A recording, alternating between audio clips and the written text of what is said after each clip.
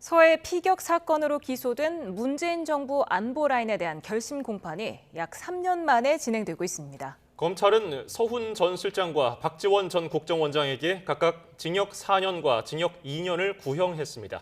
취재기자를 연결합니다. 우종훈 기자, 결심 공판 내용 전해주십시오. 네, 북한군에 피격된 공무원 고 이대준 씨 사건을 자진 월북으로 몰아가려 했다는 혐의로 기소된 서훈 전 국가안보실장 등의 결심 공판이 진행 중입니다. 서 전 실장 외에도 박지원 전 국정원장, 서욱 전 국방부 장관 등 4명이 함께 재판을 받아왔습니다.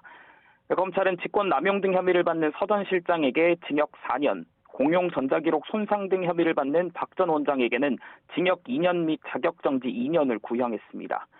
또 서 전 장관과 김홍희 전 해경청장은 각각 징역 3년, 노은채 전 국정원 비서실장에게는 징역 1년과 자격정지 1년을 선고해달라고 재판부에 요청했습니다. 검찰은 서 전 실장의 경우 이 사건의 최종 결정권자로서 주책이 가장 무거운데도 혐의를 부인하는 등 뉘우치지 않고 있다며 구형의 이유를 설명했습니다. 반면 서 전 실장 등 피고인들은 윤석열 정부 검찰이 결론을 정해놓은 채 기획수사를 했다고 반박했습니다. 네, 지난 사건이 어떤 내용이었는지 한번 짚어볼까요? 네, 고 이대준 씨 사건 발생 2년 뒤 검찰은 서 전 실장 등을 기소하며 문재인 정부 안보 라인이 사건을 은폐, 조작했다고 봤습니다.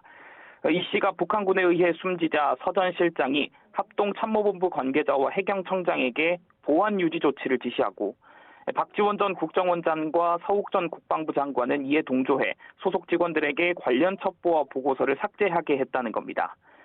당시 검찰은 국민을 구하지 못했다는 비난을 피하고 문재인 전 대통령이 공을 들이는 대북 관계에 악영향을 미칠 것을 우려해 서 전 실장 등이 이 같은 일을 벌였을 거라고 결론 냈는데요. 하지만 서 전 실장 등은 은폐는 상상도 할 수 없었고 수집된 첩보를 근거로 월북 가능성에 무게를 뒀을 뿐 단정한 적 없다고 반박했습니다. 결심 공판에서는 아직 서 전 실장 등 피고인들의 최후 진술이 남은 가운데 법원의 1심 선고 일정도 곧 나올 것으로 보입니다. 지금까지 사회부에서 YTN 우종훈입니다.